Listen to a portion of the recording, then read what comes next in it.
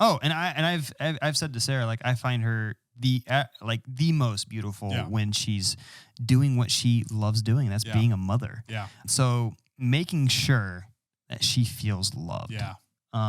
During those times was so important. And it's something that I didn't do well at certain points. Right. It's not that I didn't want her to feel loved. It was just like, I didn't notice like, wow, she's really struggling right now. Or if I did notice, I didn't react appropriately. Yeah. Things like that. So I think situational awareness in those kind of circumstances is really important. Yeah.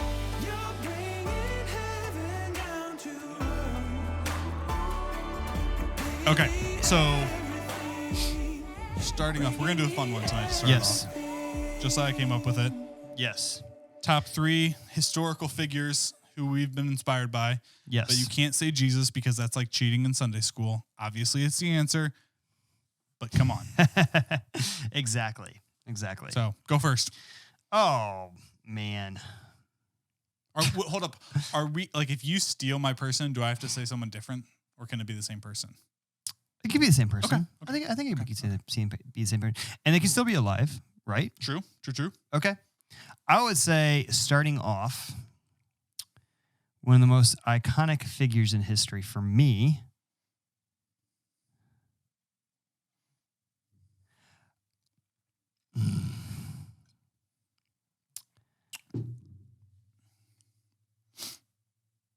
Do you need me to start off? Do you have yours? Yeah. Oh, please do. Because, like, for some reason, my mind is a blank right now. You came up with this idea. I know I did, and I can't think of anything. Okay, so I would say my first one is C.S. Lewis. Oh, wow, that's a good one. So, and I say that because obviously, like, if you know who C.S. Lewis is, like, he's written a ton of theological books on, theological books on theology, theological books on God, everything like that. But, like, I've always loved his readings or his writings, but I didn't really understand like a lot of who he was until I read a biography on him, and like realizing like he came to faith later in life, and even in his like adult life, like there was just a lot I learned about him that I'm like, I wouldn't have expected that. Like you read his stories, you read his writings, and like you picture like this guy on a pedestal, but like that really wasn't necessarily who he was. Like not that he was a bad guy, but like everyone else, he was flawed. And I think when I read that biography, I kind of realized that. I was like, oh yeah, like he's human. Yeah. He's flawed. And so I don't know. I just like that like made all of his writings and everything I've learned from him like that much better. Yeah. So. Yeah. That's good. And I'm going to kind of bounce off that because that's a good way. I'm not gonna say Tolkien. It crossed my mind. I do love Tolkien, but there's an author by the name of G.A. Henty, and a lot of his work isn't as known as some of the bigger authors throughout history, but he wrote a series of books, a ton of books, incredible books, that purely were about men and men being who men are meant to be. And it was really cool because he'd write these books, and there's one called The Cat of Bubastis, and it was based back in ancient Egypt time. And it was about a young man who was fighting, who was a slave and was fighting, and it's all about wars and, fighting for the girl and things like that. Yeah. And then he'd write a book there was one called, my favorite was called With Lee in Virginia. And it was about the Civil War and about somebody who was in Robert E. Lee's camp during that time and how he handled the situation. And it was really cool because you'd read these stories and it just the courage and that he instilled in the characters that he wrote were just super inspiring, I think. So I would say G.A. Henty is my first one. Okay. Yeah, nice. Look him up. Very, very, very, very good. Nice. I would say my second one, Stan the Man Musial. Who's that?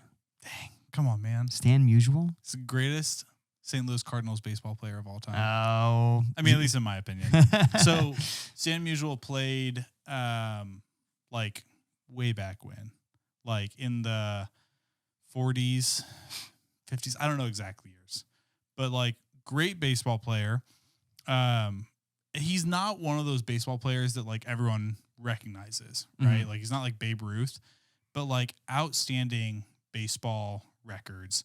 But there's two things that I've learned about him that made me just respect him so much and was like, wow, like here's a guy who is, you know, as a major league player, you know, it's easy, I feel like, to look at major league players and be like, oh, like they've got a big head or whatever, right? Like that, and it's clear, like you, like looking at these two things, it's always made me like, oh, he wasn't like that. Like he was a good guy. Yeah.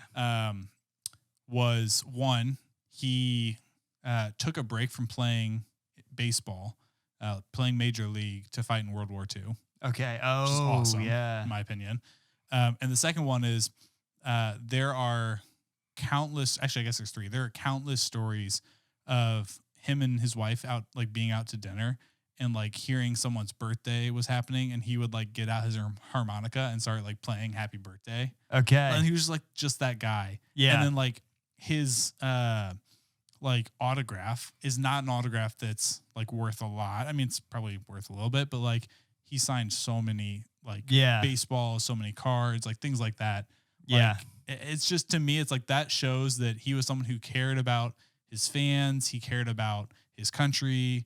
Like he cared more about like those things, about being a good person than like, you know, being known as a great baseball player, even though he was a great baseball player. Yeah.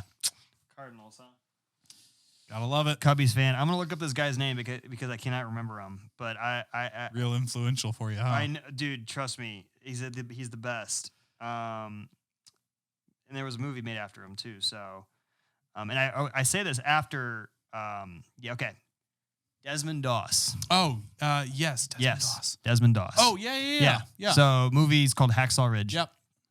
And if you haven't seen it, watch it. Yeah. Because it is mind-blowing. A man of faith being able to stand up to the test of war, but still hold true to who you are and who God has called you to be, was so inspirational. And, like, to be on that level, to have like, you know, lieutenants screaming at your face, but you standing firm and then becoming one of the most iconic figures in the history of the U.S. military is, in my opinion, like so encouraging and so moving. Yeah. Especially in a day and age where, you know, being a Christian, you don't see that much, you know, martyrdom and people screaming at your face because of your beliefs. Yeah. You don't see it as much, maybe, but like the reality of it is, you know, no matter what situation you're in, very terrible like his or not, it's important to stand firm in what you believe in. So, great movie. That is a good movie. I'm struggling to think of someone like those two. The last two I said like were easy to come up with. The next one that comes to my mind like is one that I've just kind of like, I don't know a lot about. And I'm like, it's fresh on my mind because we're watching a show about her. But there's a new show on Disney Plus. I think it's called A Small Light. Okay. And it's about Anne Frank and her family and the woman who like hid them. Okay. Which really, like, you know, we read the Diary of Anne Frank growing up. Didn't know much about this woman. I think her name's Meep Geese. Yeah. And like, so watching this show, like, it's just like, it's powerful. Yeah. Like seeing, I mean, it's obviously dramatized a little bit, but like seeing what this woman went through to do what she believed was right. And like putting herself and her husband, her husband was like in the resistance, fighting against the Nazis. And so like, it, like, just like that, like it's inspiring. It's powerful. Yeah. So I don't know. That comes to my mind, obviously, because we're watching it right now. Yeah. But no, absolutely. And thinking back to like, you know, movies like that, I think, you know, Steven Spielberg's movie, Schindler's List. You know, have you seen that? Yeah, that's hard to watch. It's hard to watch, but so apparently he made that movie because there was a group of doubters that were growing bigger and bigger, and apparently there was quite the movement in a group of people who are claiming that the Holocaust didn't happen. Yeah. So that's why he made the movie. And I can appreciate that for the most part, because like, you know, people who use their platform to really, you know, extend, you know, their beliefs or how they view certain things, you know, for the right reason, I can really appreciate. Yeah. So I would definitely say, you know, just in that situation alone, Spielberg noticed an issue, used his platform to rise above and put something on the map that really kind of moved a lot of people, like a lot of people. Yeah. Like it's probably my favorite movie of all time, but it's really? it is one of the hardest. Wow. So yeah. Well, fourth for both of us is obviously our wives, Oh, 100%. which is kind of what we're talking about tonight. Good. You like that transition? Yeah, it was a good Thank you. transition. Yeah. Yeah. So tonight's topic, we're talking about how to support wives when they're pregnant as husbands. Yeah. Sarah's been pregnant 3 times, right? 3 times. And Emma is on her second pregnancy. I don't know how Sarah's were. Emma's pregnancy is hard. Like nothing wrong with baby, but just like sick. She was sick all throughout Mia's pregnancy, and still pretty sick. I mean, she's almost at the 3rd trimester and still, you know, getting sick multiple times a week. Last time around, you know, dealt with some anxiety. This time, not as much, but it's just not an easy thing for her. But whether or not like pregnancy is easy, I think for your wife, like I think there's definitely things that as husbands we can and should be doing to support our wives. So that's kind of what we're talking about tonight. How can we as husbands support our wives? Yeah. So, I wrote down a few things that like I do, but I'm curious what's when it comes to like you're faced with that topic, what's the first thing that comes to your mind? So been through the ringer a few times now. And for me, it's been situational awareness, like realizing when she needs me to say something, a certain thing. So Sarah, obviously has had three beautiful babies. And one thing that she's always dealt with was like the transition from not having a baby to then growing a baby, and you know body changes and things like that. And there were moments where she's like legitimately got super upset, where like me, I'm a logical thinker, and I'm like, Sarah, naturally, you know, these things happen because you're growing a child inside you. And it breaks my heart that she feels that way. Like I think it is, like, I don't care what anybody says, the most beautiful thing in the world is seeing your wife grow a baby, but then delivering the baby. Like, it's like, I am in awe right now. And like, I've said that to Emma so many times too. And like the fact that like, your body's different. But that doesn't make it like, honestly, any less beautiful. Because like, to me, I'm like I see your body and I'm like, okay, that's the body of like the wife of, or the mother of my kids. Like, what you went through, like that just adds to it. And I've said to Sarah, like, I find her the most beautiful when she's doing what she loves doing, and that's being a mother. But that's always been a struggle for her. Obviously, those transitions. So making sure that she feels loved. During those times was so important, and it's something that I didn't do well at certain points. It's not that I didn't want her to feel loved. It was just like I didn't notice like, wow, she's really struggling right now. Or if I did notice, I didn't react appropriately. Things like that. So I think situational awareness in those kind of circumstances is really important. I would say the same thing too. Like when it comes to like trying to recognize what are the, like knowing the things that are going to make it harder. Like, and trying to kind of cut those off before it can be damaging. Right. So like knowing the things that might trigger anxiety. I hate the word trigger. I feel like that's an overused word, but for lack of a better word, like knowing what are things that might, you know, make things harder, make things more difficult, and trying to kind of sidestep that a little bit. But then also, I think the bigger thing for me has been knowing the things that are going to, when Emma is stressed, when she is feeling anxious, like what are the things that I can do? Like have these things in my back pocket, to help her feel better. And like, I have 3 go-tos that so far have not failed me. Like, if one doesn't work, then one of the other 2 is for sure going to work. We haven't gotten to like having to pull out a 4th yet, but it's like make her go take a hot shower. If that doesn't work, then I make her call her mom and talk to her mom. And if that doesn't work, then it's ice cream. Yeah. So I like that. And I think like that's just the thing, like knowing your wife, knowing what it is that makes this season more difficult and trying to like do what you can to help with it. But then also knowing the things that are going to help, like knowing the things that are going to bring down the stress, bring down the anxiety, and stuff like that. Yeah, no, I agree 100%. And then, do we go to number 2? Yeah, I mean, the other one that I had was doing a lot of house stuff. Oh, yes, chores. Yeah. It's always fun. Yeah. Once you have more kids, you just make them do it. Exactly. That's the only reason to have kids, right? So you don't have to do things. It's funny because we bought Noah. The only thing Noah wanted for his birthday was a play mower and a play leaf blower.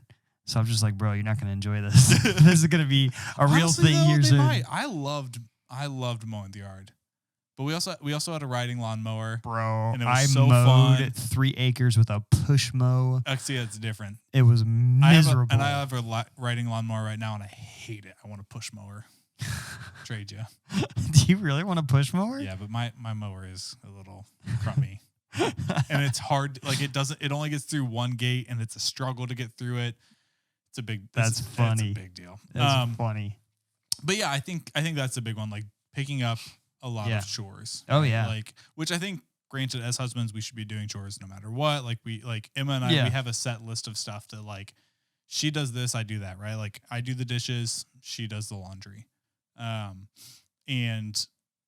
I think like when she's pregnant, I pick up a lot more and to me, it's not even the fact that she's not doing it or she doesn't want to do it. It's just like, you're growing a human inside you. Yeah. Like I kind of owe you. Yeah. Right. Like yeah. You've got a task going on. Your body is doing something. Your back is hurting. Like all this sort of stuff. So it's like, you get out of this one. I'll do the laundry. Technically, tonight. It's your fault. Like she's pregnant. I did say that to her the other night. She was like, her back has been hurting so bad, and I was like, I'm sorry I did this to you. And I was like, I'm not really sorry, but I'm sorry that you're hurting. Exactly. Exactly. I swear we're gonna enjoy this in the end. It's okay. It's good. It's good. We get a baby out of it. It's gonna be okay. No, I agree. Taking a lot of the load, and you're gonna, and then and you've seen this, and I obviously had to do this a lot with Quinn, but like making sure that the kids are occupied so that she can get a lot of the rest that she needs is super important. Yeah, and that's one of the things I'm anticipating this time around, like knowing that, especially within those first couple of months, like postpartum, is that I can't do all that much, right? Yeah. Like I don't have a boob that can feed. Yeah. I can change a lot of diapers. I can give bottles. Yeah. I can, take him so she can get some sleep, and I can do a lot of stuff with Mia. Yeah. Like I can take the brunt of the weight with Mia. Yeah. And I think that's like just recognizing what she needs and where I can come in and help. Yeah, absolutely. No, I agree 100%. And then like, I don't know. So I'm curious to hear how you handle the whole labor process. 'Cause like, here's my thing. I don't do well with certain things. Yeah, I don't either. Like blood. Yeah, no. And the issue is like, I know we've handled it super well, obviously all 3 times, and making sure that she has everything that she needs, during the labor process. But like when it comes to the actual labor part, it makes it sometimes difficult for me because like blood, it just doesn't, I don't sit well with it. And there'll be moments where I'll just like, my focus will be on her eyes the entire time and they will not move. And the doctor will say, all right, the baby's crowning. And I'll be like, oh, here we go. And she's like, do you want to look? Do you want to? No, I'm good. Let's focus on the job. And I'll tell her to push. But it's a really kind of overcoming the necessarily what makes you uncomfortable to make sure that she has everything she needs to make the process smoother. Yeah. So again, we've only done this once. So it could be very different this time around. But last time honestly, it was kind of easy. But I will say I'm the same way with you. Like, I don't like blood. Like, I don't like even like watching stuff on TV. Like, there's times where I'm like, oh, I can't watch that. Or like, even if people are just talking about certain things, I'm like, okay, please stop talking. So like, I get that, but I don't know what it is when it comes to Emma and Mia. Like, it's almost like it just turns off. Like, you just, without even realizing it, you push past it. That's how at least it was for me to a certain degree. Like, Emma really wanted me to cut the cord.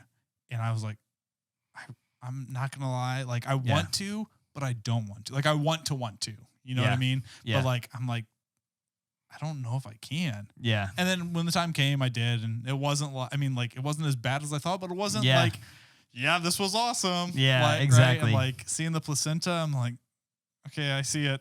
I don't need to look at it anymore. Yeah. Right. So like there was an element like that where I'm like, I've got my level at which I can reach, but also like when it's with Emma and me, I can push a little bit higher, but I don't.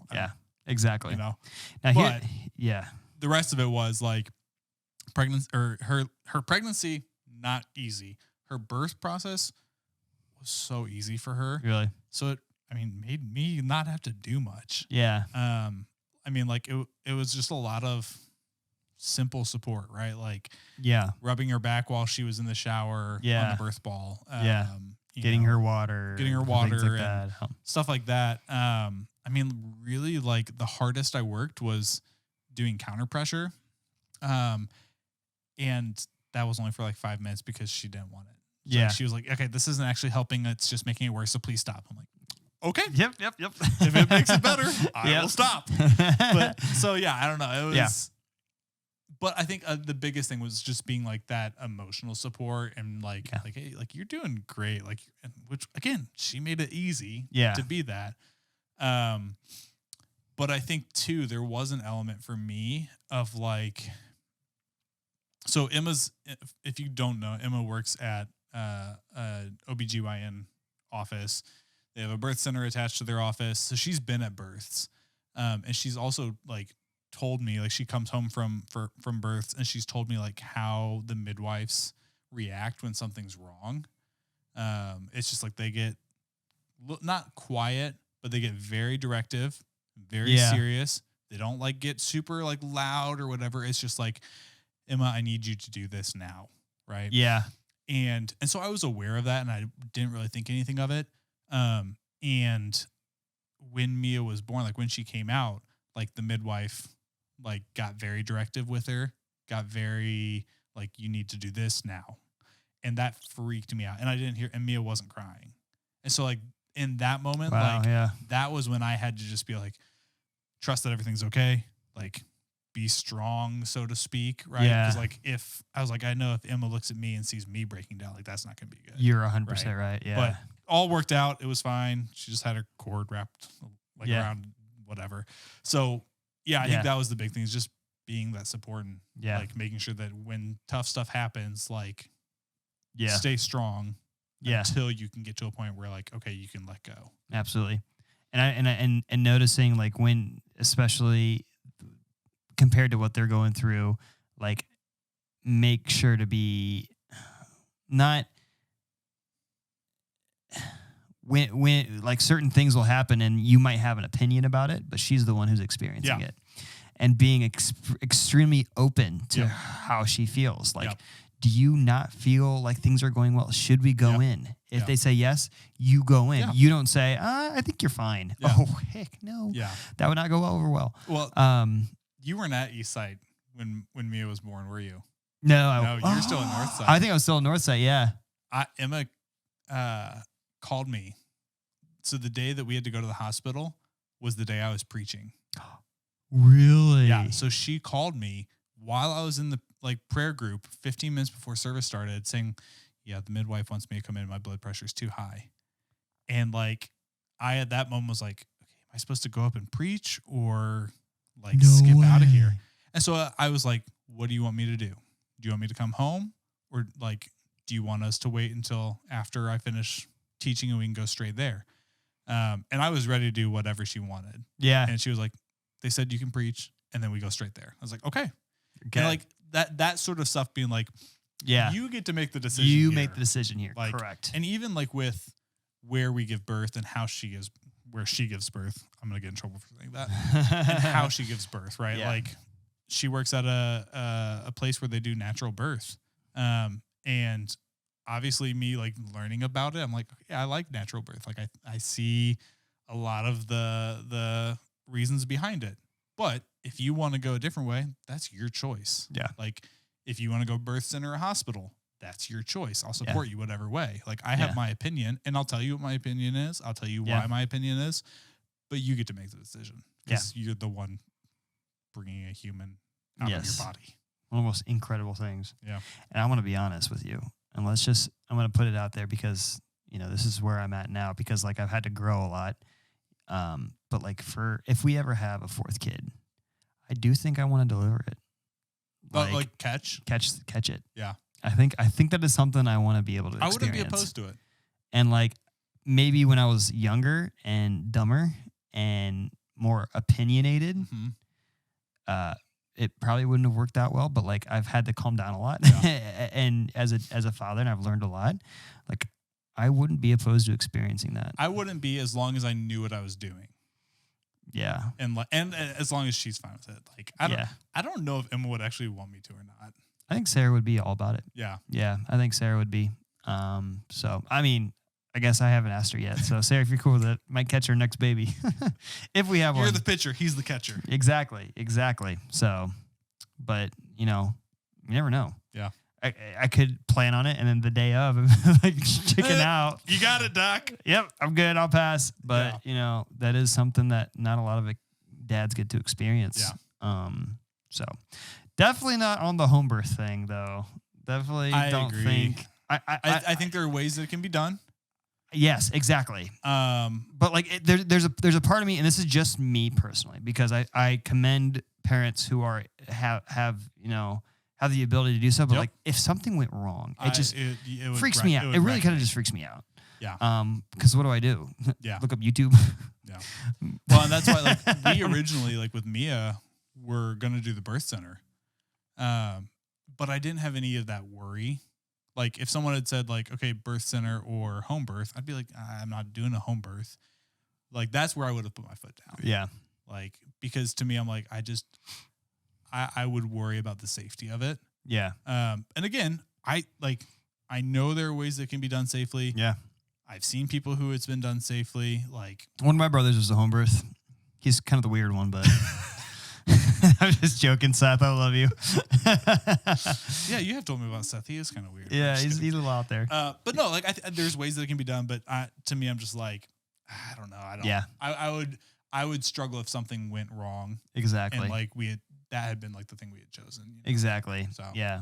I don't know. This kind of diverted from just pregnancy to the full birth process. Yeah, which we haven't talked about. So it's kind of good, I think. It's good. So yeah. Cool. Well, that's all we got for you tonight. Yes, sir. Love to hear what your guys' thoughts are. What are the ways that you support your wives? What are things that maybe we said that you should do? I don't know. Yeah.